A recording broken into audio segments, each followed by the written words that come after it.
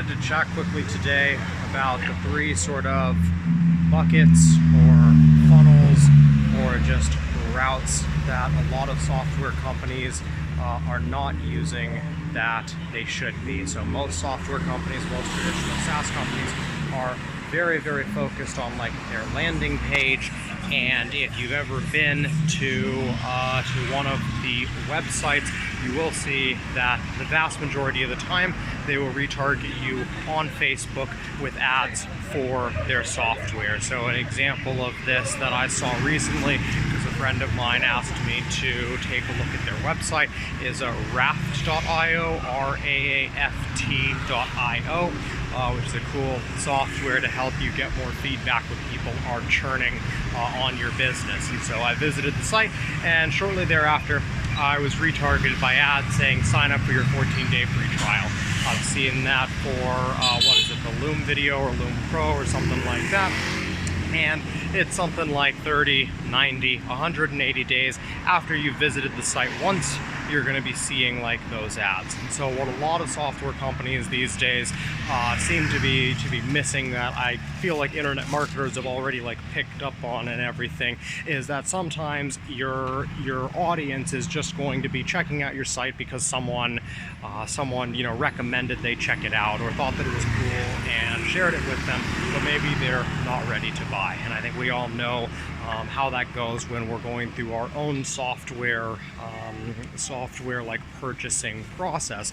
And so this is something from Scott Oldford that he calls the sidewalk, slow lane, fast lane. So what I would recommend doing, and this is what we do for ZenMaid, is if someone hits the ZenMaid website but doesn't hit the actual ZenMaid sign-up page, right? If they don't actually go to the registration page, then we don't show them ads to sign up for the software. We show them ads that are more related to running a maid service, to being successful running a maid service, and to essentially keep them like interested. So oftentimes if someone hits our website, they're not going to be ready to buy just yet. They may definitely be interested in software for maid services, but chances are they're not ready to make a purchasing decision. Chances are they're not even ready to trial the software. And so instead of continuously asking them to do exactly that and to trial the software, instead we try to stay top of mind with relevant content. And so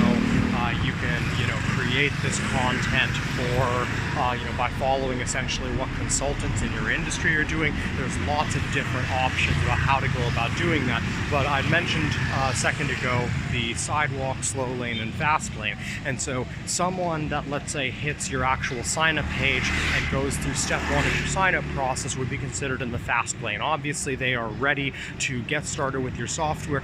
For a lot of software companies, the person actually completing the trial sign up process would put them into the fast lane, because now they're in an actual 14-day evaluation of your system.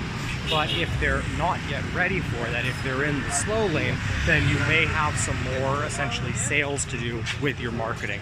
And so the kind of content that you want to show someone who's in your sidewalk or in your slow lane is going to be different. So someone that's in your slow lane, for example, you want to give them reasons to actually be signing up for your software. So for ZenMaid, that's a series of case studies that are meant to be quite motivational. How Roman automated his maid service, for example, and they are quite like direct sales pitches, but they're not at the same time. It's not just a sign up for the software, it's more read this article, and if you read this article, then you know that they'll be much more likely to actually sign up for like your service. Now if they're in the slow lane, or not slow lane, the sidewalk, the sidewalk is really where you're looking to nurture people who you know that are part of your audience, but maybe don't even know that they need your product or a product of your type just yet. So ZenMaid, for those of you that don't know, is like a management and a scheduling software for maid services. And so our sidewalk content, where we're just trying to stay top of mind, we're trying to essentially be someplace or be like everywhere on Facebook, even if people aren't looking for software yet. That would be something like enter your email and we'll send you this cancellation policy that you can use in your maid service today. So that's something of value to every maid service, particularly ones that don't already have a cancellation policy, or like the virtual summit that we're doing that's coming up at the end of July. So that's one that none of the talks there, nothing that's going on there is about ZenMaid. Nothing is trying to sell them ZenMaid or software or really automation of any type. It's really for any maid service owner that is interested in improving their business. And so really anyone that is going to engage on our content on the sidewalk is essentially just raising their hand and saying, hey, I'm a maid service owner. And then eventually, when they're ready, they can check us out, or maybe they don't. But it's very much like a Gary Vee sort of style of, we just want to give as much as possible to stay top of mind. And the idea is that whenever they do realize that they need better scheduling than pen and paper, or than Google Calendar, or whatever it is that they're currently using, that they're going to give us a look, even if it's just a reciprocity thing, because we've already helped them so much like until that point.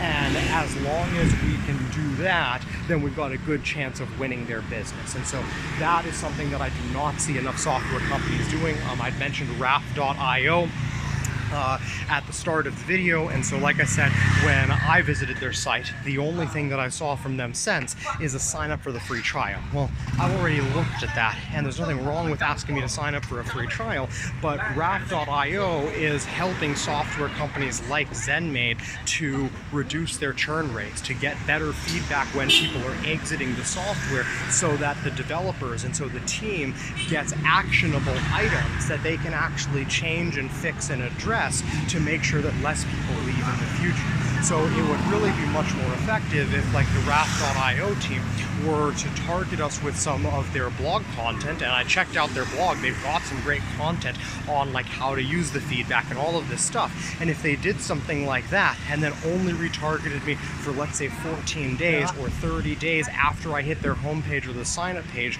with that actual call to action of signing up, they get a lot more engagement, they get a lower cost of leads, they could run lead magnets to me, because like as of right now they don't have my email address. So if they had like the 5 or 10 point checklist to reduce like your churn, and they started advertising that to me, then they get me into their email funnel, and it's much easier to get me or any other SaaS company to actually take the next steps and to sign up and trial their software. And then again, once we do that, then they are going to be in the fast lane, or ZenMaid would be in the fast lane if we signed up for the trial, and then of course the messaging would shift. So once again, that's just one thing that I think that a lot of SaaS companies are missing today, that too many are just completely focused on just their product and not on sort of the wider audience, or on serving their audience in a wider sort of way to stay top of mind,